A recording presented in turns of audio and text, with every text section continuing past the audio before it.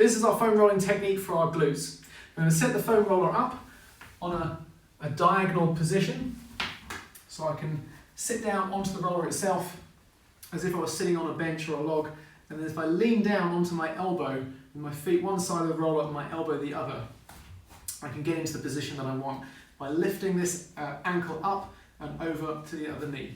If I realise I haven't got enough roller outside here, I can just pull this across. And now from here, I've got this point of my hip directly onto the roller where I want it. And I can roll my body across this way, back and forth to get the right position, and then start to move my body across the roller this way.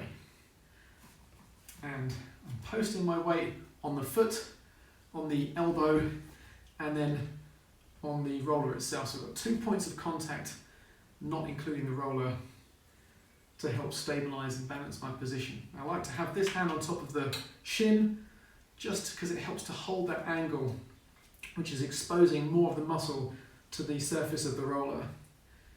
And just like with our other techniques, I'm moving nice and slow, going maybe an inch at a time,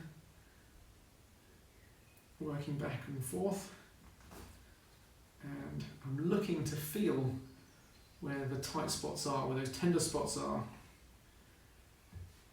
And again, it's more the discomfort and tenderness that I'll feel whilst using the technique, and the release and the lightness of the muscle that's afterwards when we stand up having finished the technique. So just working into those tender spots.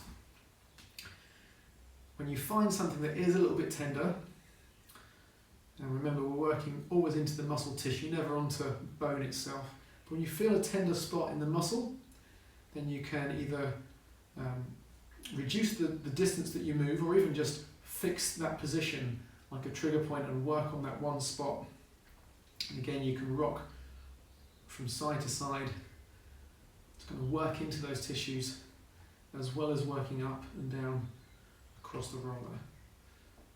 So again, just like with other techniques, you're looking to become really intuitive about where those tight spots are, and where on your body you need to spend a bit more time working into those tissues.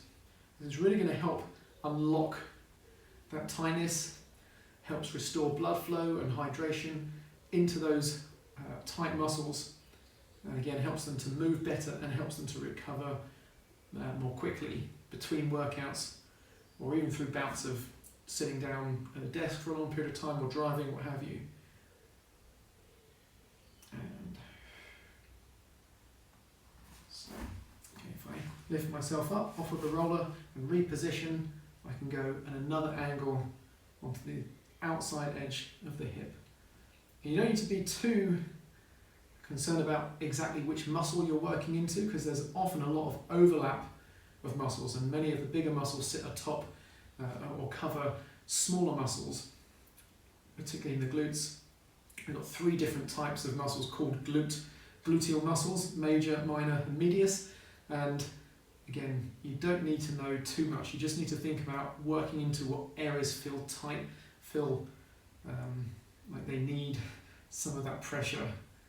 At the time, it might be a little bit uncomfortable, but guaranteed, after having done a bit of work and standing up, doing a bit of movement, you'll feel lighter and freer. Alright, so from there, just coming off of the roller, stepping that to the side, and maybe going into something like a hip circle, where potentially pushing outside this way, on this side, having not treated, I can feel now a lot more ease of movement going out. We've got the IT band that runs down the outside of the hip, from the hip to the knee, and a lot of these muscles tie in to that IT band. So the glutes, where we've just worked, it feels a lot freer working out to this side compared to this side. Going into squats, again, if I've released this tissues here, that's going to help me get much lower, much more easily. So that is our foam roll technique for our glutes.